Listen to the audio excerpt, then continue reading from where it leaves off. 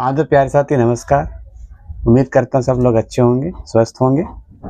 तो आप लोग को मैं शानदार ज़बरदस्त हिंदी व्याकरण लेकर आया हूँ, जो कि क्लास 10th के हिंदी सब्जेक्ट में ज़्यादा, यानी कि हिंदी आपको बुक्स तो पूछता ही क्वेश्चन, आप लोग का 2 बुक्स है, गोधली और एक वर्णिका, उससे तो पूछता ही पूछता है। लेकिन व्याकरण से आपको याद करा देता हूँ, व्याकरण से 60 और क्वेश्चन रहती है। और हमारा जो हिंदी है 2 गो, हिंदी का नाम एक है गोधली और दूसरा है आपका वर्णिका। ये दोनों से मिलाकर 40 से रहती क्वेश्चन, ठीक है। तो टोटल कितना हो जाएगा 100। तो कहने का मेरा पर्पस यही है कि व्याकरण ज्यादा मात्रा में पूछता है। अब व्याकरण में कौन कौन पढ़ना है मैं आपको ये भी बता देता हूँ। पहले भाषा पढ़ ही लीजिएगा मेरे हिसाब से। वर्ण विचार, शब्द, संज्ञा, सर्वनाम, पर्यायवाची शब्द, उल्टा शब्द और संधि विच्छेद, समास, समास विग्रह करना, एक अनेक शब्दों का एक शब्द भी आप पढ़ ही लीजिएगा। पूछता है क्वेश्चन शुद्ध अशुद्ध करना, आपको पूछेगा ही पूछेगा। ये सारे हिंदी ग्रामर में बहुत जरूरी है पढ़ना, तो आप लोग पढ़िए इसको। मैं आप लोग को बारीकी रूप से हर ग्रामर को टॉपिक बाय आप लोग को मैं बता रहा हूं, तो ध्यान से सुनिए। देर नहीं करते हुए हम वीडियो को आगे बढ़ाते हैं और आप आगे देखिए और जरूर सारे वीडियो को देखिए। मैंने आप लोग का क्लास 10 का मैथ का भी डाल रखा हूँ प्लेलिस्ट में। मेरा कोचिंग का नाम है रूट्स कोचिंग सेंटर, मेरा वेबसाइट है। यूट्यूब चैनल पर सर्च करिएगा रूट्स कोचिंग सेंटर बाय भोला सर, आ जाएगा। लोगो बना हुआ है रूट्स कोचिंग सेंटर का, आप उसको चैनल को सब्सक्राइब करिएगा। और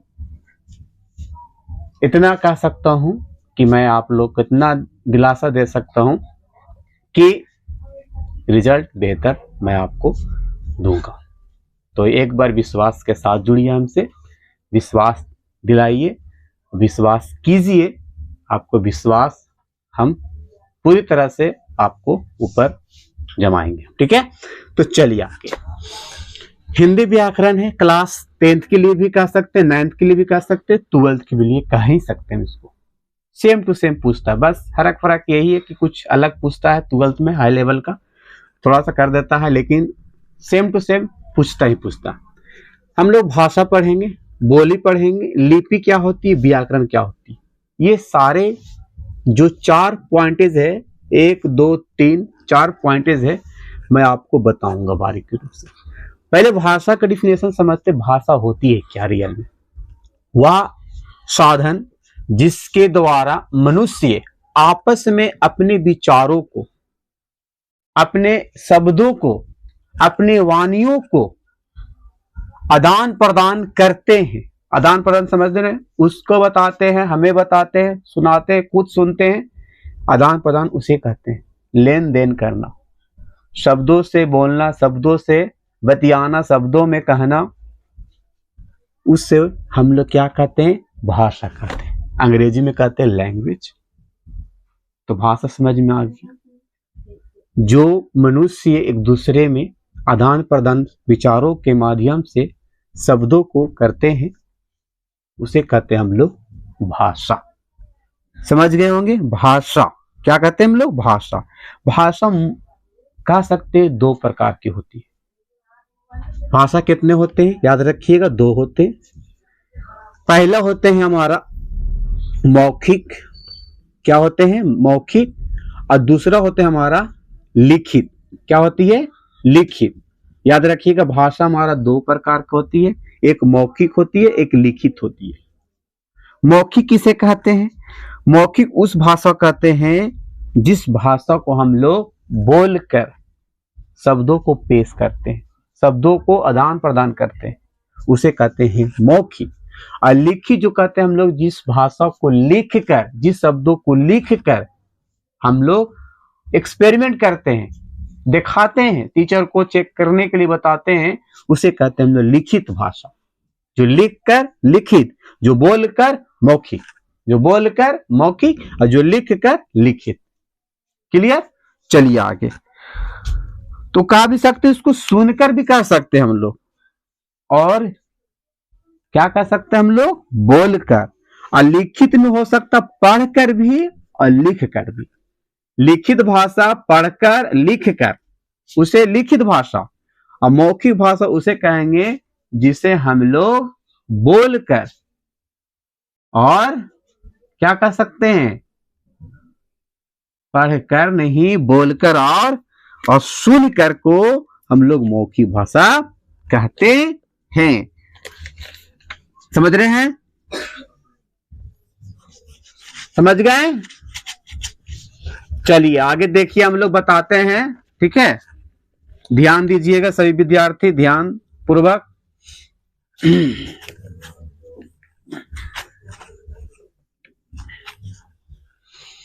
भाषा तो समझ गए, बोली क्या होता है सर, जरा बोली बता देते आप। तो सुनिए, बोली भी हम आप लोग को बता ही देते हैं। बोली होता है क्या। देखिए, भाषा में कई प्रकार का भाषा होती है। हमारी मातृभाषा भी होती है। पहले भाषा में कई भाषा होती है। मातृभाषा, कौन भाषा, मातृभाषा क्या होती है। तो मातृभाषा किसे कहते हैं, वह भाषा जो बालक या बालिका या लड़का हो लड़की अपनी माँ और परिवारों सीखता है, उसे कहते हैं हम लोग मातृभाषा। वह भाषा जो बच्चे, जो लड़का, जो लड़की, कोई भी लड़का हो कोई लड़की हो, अपने माता पिता से, अपने परिवारों से बात यानी कि भाषा सीखता हो, उसे कहते हैं हम लोग मातृभाषा। मातृ मतलब माता पिता का भाषा। क्लियर। राष्ट्रभाषा किसे कहते हैं, राष्ट्र भाषा किसे कहते हैं हम लोग। तो राष्ट्रभाषा सुन लीजिए किसे कहते हैं, वह भाषा जो देश के अधिकांशों नागरिकों द्वारा प्रयोग में लाई जाती है, उसे कहते हैं हम लोग राष्ट्रभाषा। क्लियर।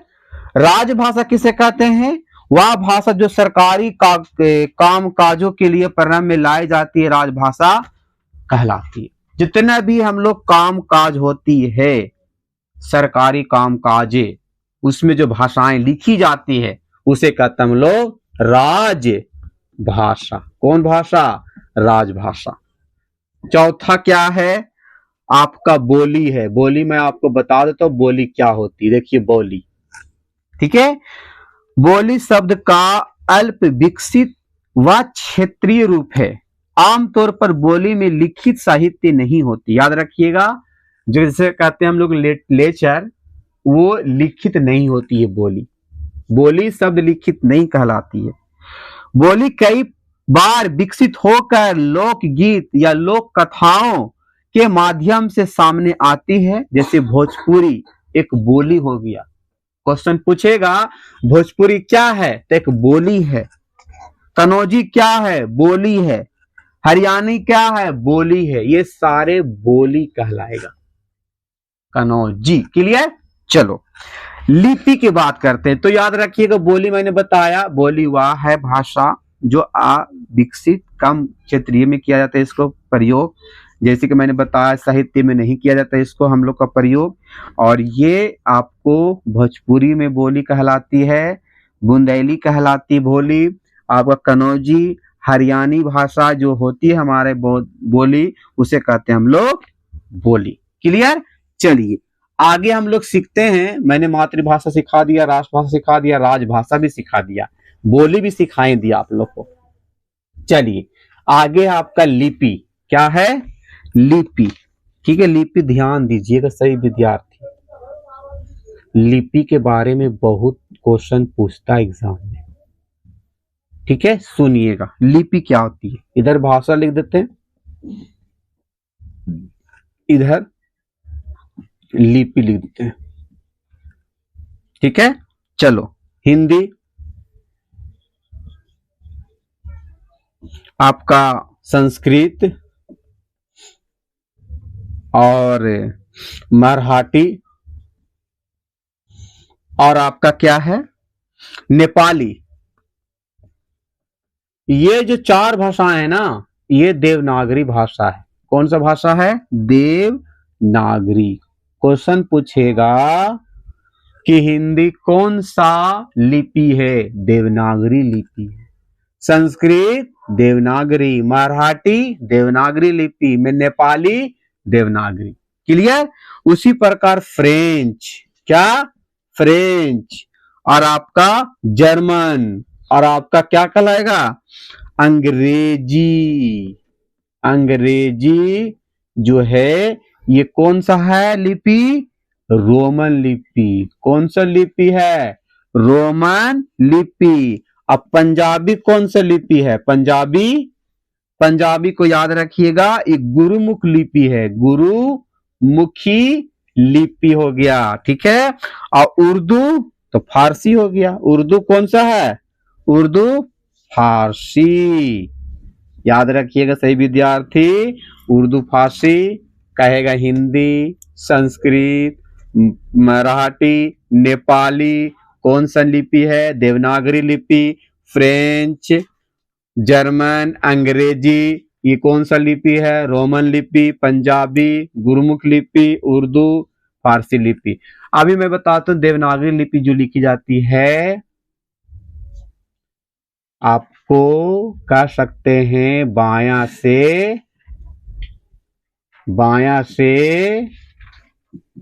दायां तक, सॉरी इधर से बायां से बायां तक, इधर जाता है ये। ठीक है? बायां से दाएं समझ लीजिए, दाएं दायां। रोमन होती है क्या तुम्हारा? याद रखिएगा रोमन किस भाषा में लिखी जाती है? तो ये उल्टा, दायां से बायां, दायां से बायां, दायां से बायां, दायां से बायां, उल्टा, दायां से बायां। और ये गुरुमुखी, गुरुमुखी किस भाषा से? ऊपर से नीचे, ऊपर से नीचे। ठीक है? गुरुमुखी ऊपर से नीचे, ऊपर से नीचे, याद रखिएगा। और ये नीचे से ऊपर, ये नीचे से ऊपर, नीचे से ऊपर, नीचे से ऊपर, याद रखिएगा सही विद्यार्थी। ये लिखने का तरीका मैं बताया हूं। बायां से दायां है, दायां से बायां है, बायां से दायां, दायां से बायां, ऊपर से नीचे, नीचे से ऊपर। क्लियर?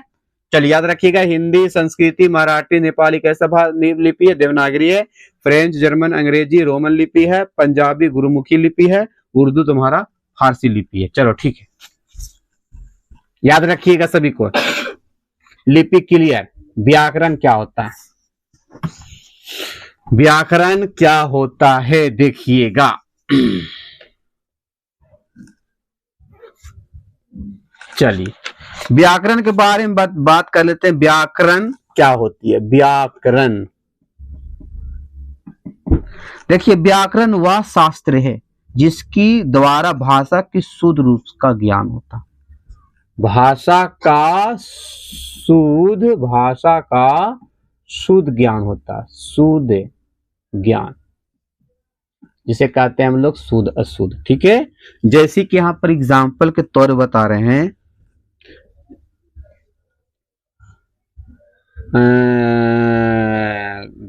राम पटना नहीं आया। ठीक है? अब यहां पर लिखेंगे आया राम पटना नहीं। अब यहां पर पूछेगा शुद्ध कौन हुआ? तो शुद्ध इजी है, याद रखा, राम पटना नहीं आया। सेंटेंस जो सही लग रहा वो शुद्ध हो गया, और जो सही नहीं लग रहा है वह शुद्ध हो गया। ठीक है? ये आपको पूछेगा पेपर में, याद रखिएगा शुद्ध अशुद्ध। अगर जो सेंटेंस लग रहा आपको सही नहीं बैठ रही है वह शुद्ध है, और जो सटीक बैठ रही है वो शुद्ध है। यह अशुद्ध है, जो सटीक नहीं बैठे अशुद्ध, और जो सटीक बैठे वो शुद्ध। क्लियर? चलो मैंने आपको व्याकरण भी बता दिया, लिपि बता दिया, बोली बता दिया, भाषा बता दिया। ठीक है? तो याद रखिएगा। चलो आगे हम लोग वर्ण विचार पढ़ते हैं। वर्ण विचार क्या होती है उसको ध्यान से देखेंगे सही विद्यार्थी। क्लियर? चलो ये चीज मिटा देते हैं हम लोग। क्लियर? हाँ, अब पढ़ते हैं हम लोग वर्ण विचार क्या होता है। वर्ण विचार, वर्ण विचार ये पूछता एग्जाम में, क्लास 10th में भी 9th में भी। देखिए वर्ण एक ऐसी सबसे छोटी भाषा है, भाषा की सबसे छोटी इकाई है, उसे वर्ण कहलाता। ये भाषा का सबसे छोटी इकाई है। क्लियर? सबसे छोटा अंश है क्या? वर्ण।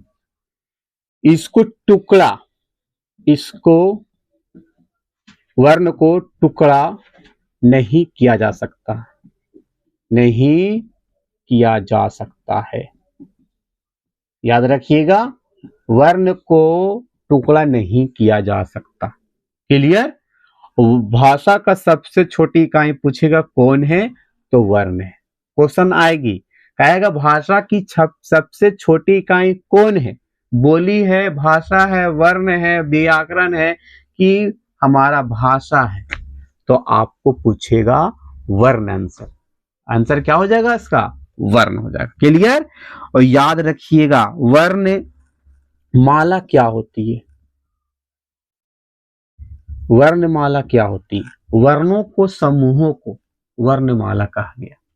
वर्णों को, समूहों को वर्णमाला कहा गया। वर्ण पता है ना, आ ई जितना भी आपका है, यानी कि स्वर कह सकते हैं, जितना भी हमारा स्वर है, हमारा आ ई अह तक, वो आपका भी वर्ण कहलाएगा। और क ख ग घ भी आपका जो है आपका, वो भी वर्ण ही है। क्लियर?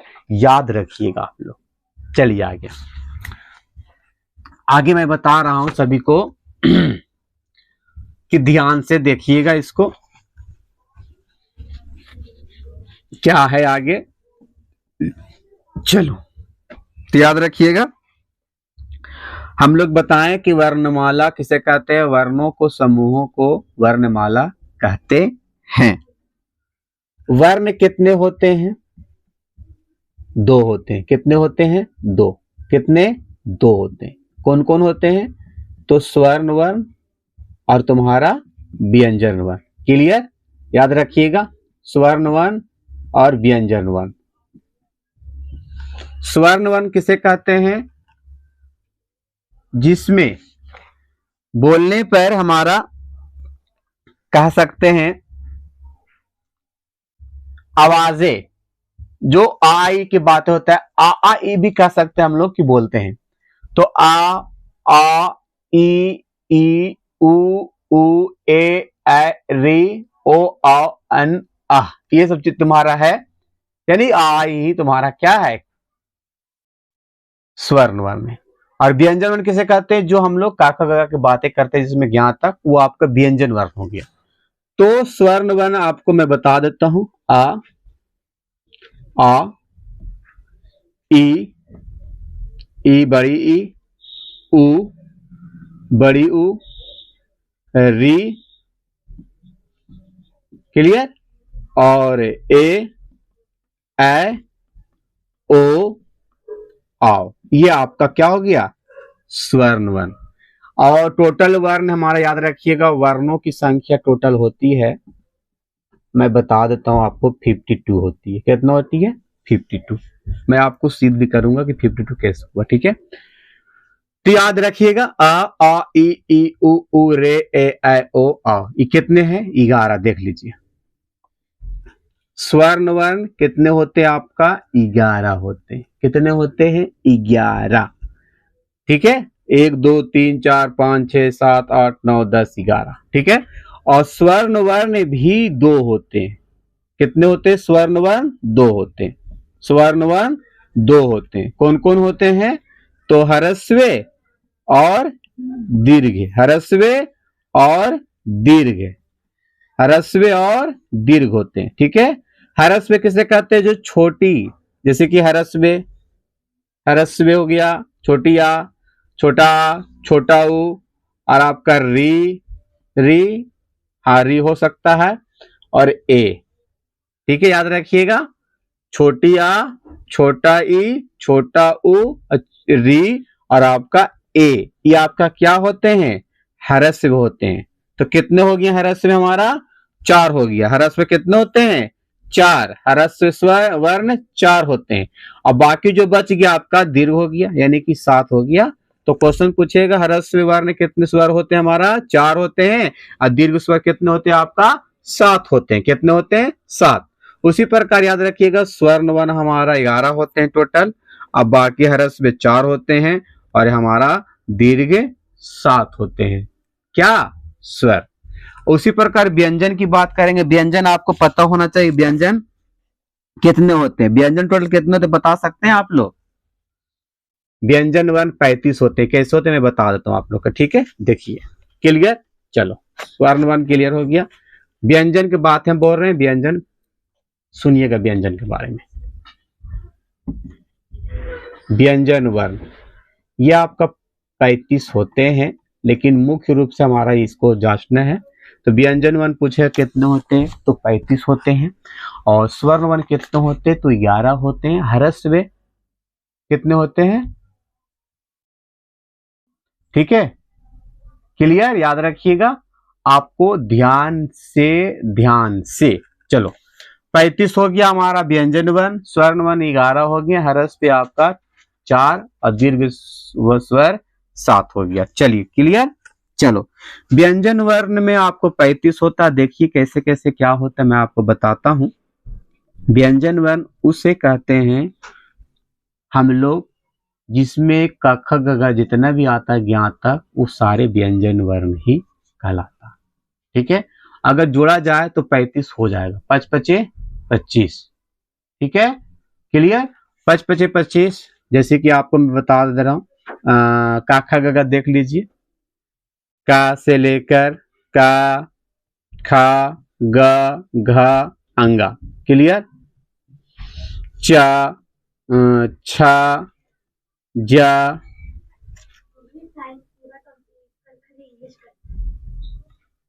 झा, इया, टा, ठा, डा, ढा, टवर्गिना, ता, था, दा, धा, ना, है ना। पा, फा, बा, बा, ऐ भा, ऐ मा, ठीक है। टी कितना हो जाता है, ये आपका जो का ख ग का मतलब कवर्ग हो गया। क्या होता है, कवर्ग।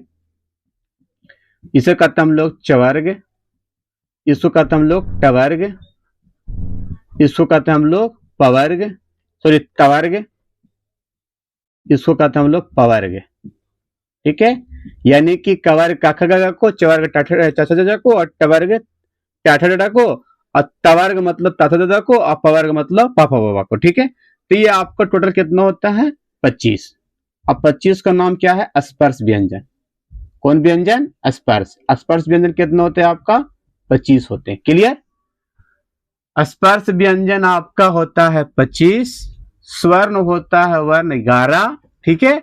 ह्रस्व होते हैं 4, दीर्घ होते हैं स्वर 7, ठीक है। याद रखिएगा सभी विद्यार्थी। चलो, उसी प्रकार और भी है, मैं बता दे रहा हूं, इसको याद रखिएगा।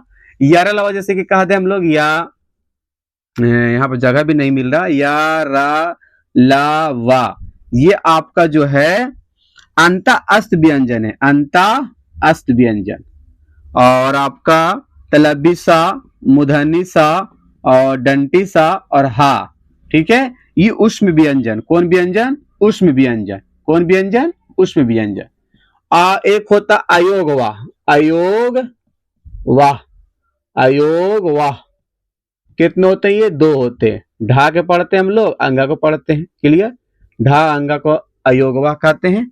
तो ये हो गया 4, आई हो गया 4, ठीक है। आई हो गया 25, तो कितना हो गया, जोड़िए आप लोग।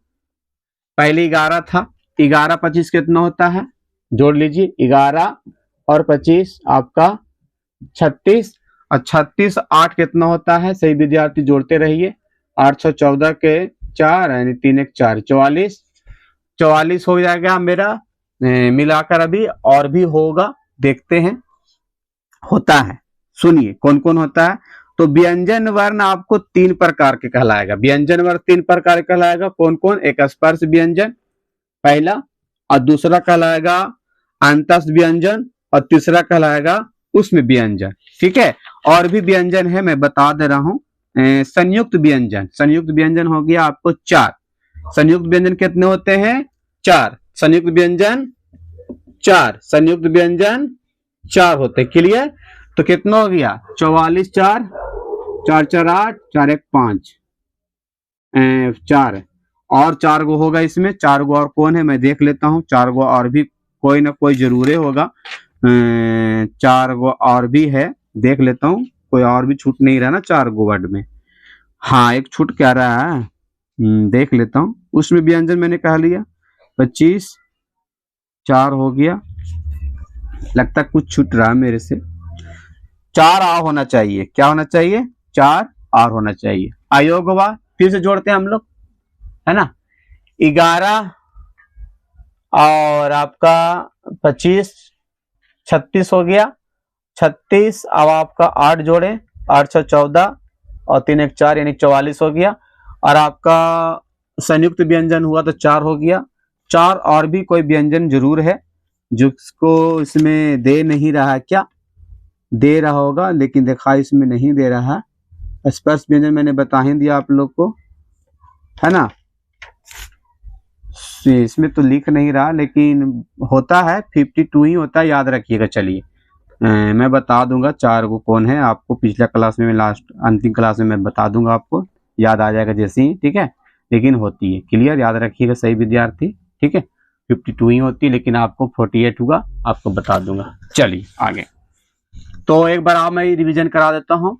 वर्णों की संख्या टोटल होती है 52। आपका स्वर्ण होती है 11, ह्रस्व स्वर होती है हमारा 4, दीर्घ होती है 7, और आपका स्पर्श व्यंजन कितनी होती है? 25, और संयुक्त व्यंजन 4, अंत अस्त व्यंजन 4, उसमें व्यंजन आपका 4, अयोग वह हमारा 2, ठीक है। और भी कोई व्यंजन होता है, नाम मुझे याद नहीं आ रहा, याद जैसे ही आ जाएगा मैं आपको बता दूंगा, ठीक है। भूल रहा हूं मैं भी, ठीक है। आप लोग को याद जैसे ही आएगा मैं बता दूंगा, क्लियर। चलो चलो लास्ट है, मैं बता दे रहा हूँ, एक पॉइंट है बस, उसके बाद अगला क्लास में बताऊंगा आप लोग को। तो ठीक है, देखिए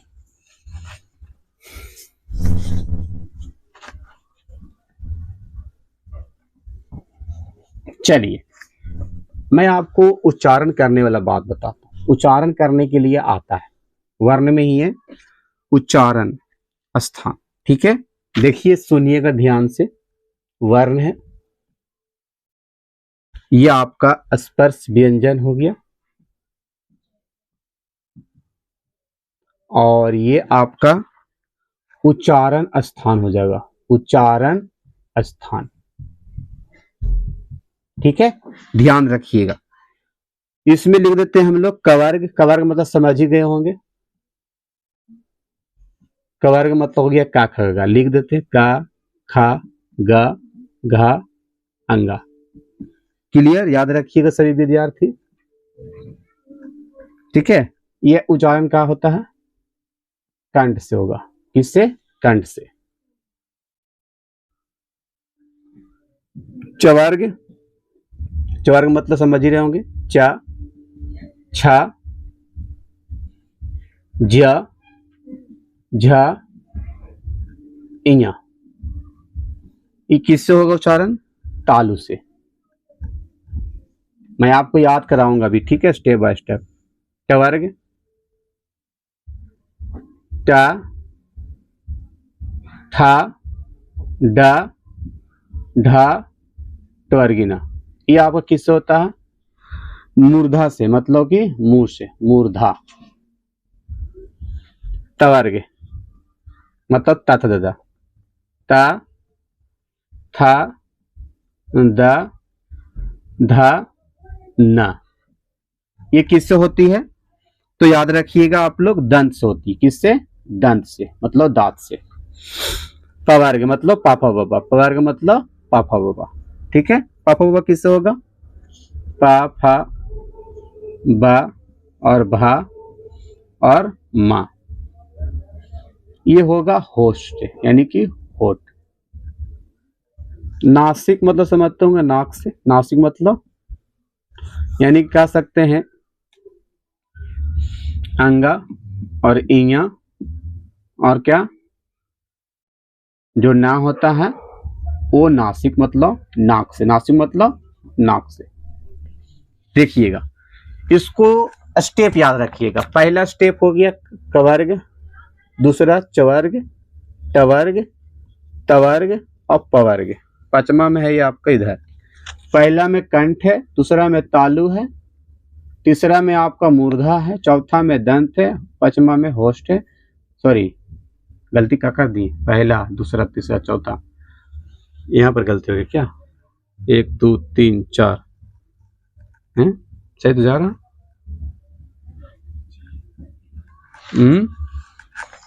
ये 1, ये 2, ये 3,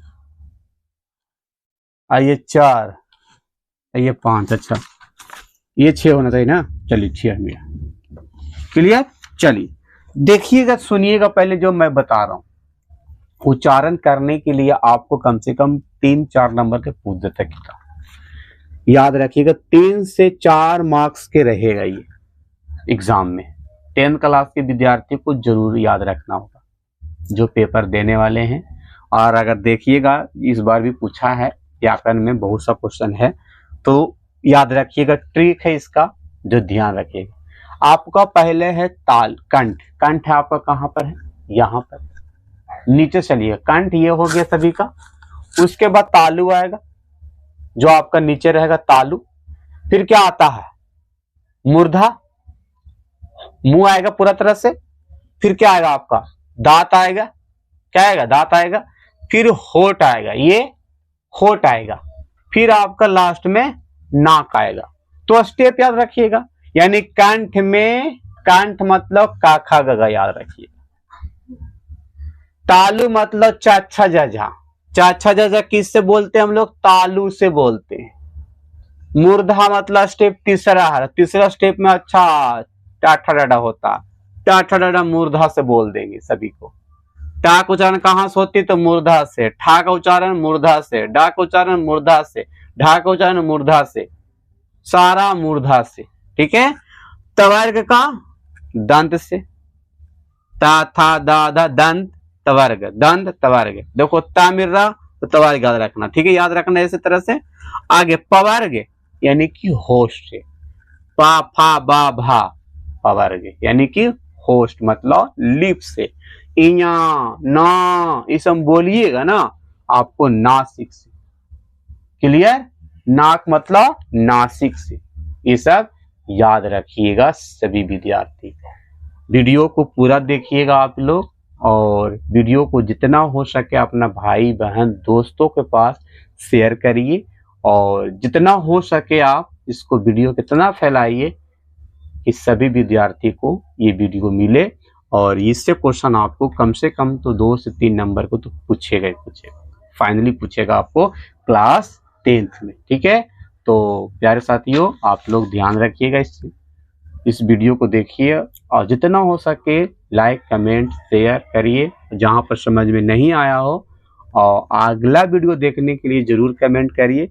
अगला वीडियो आप लोग कौन सा ज़्यादा पसंद कर रहे हैं, कौन सा लाएं आपके लिए, हम उसको लाएंगे, हम आप लोग के लिए उसको दिखाएंगे, और आप कमेंट जरूर करके बताइए। ठीक है, तो लव यू बच्चों, लव यू, बाय।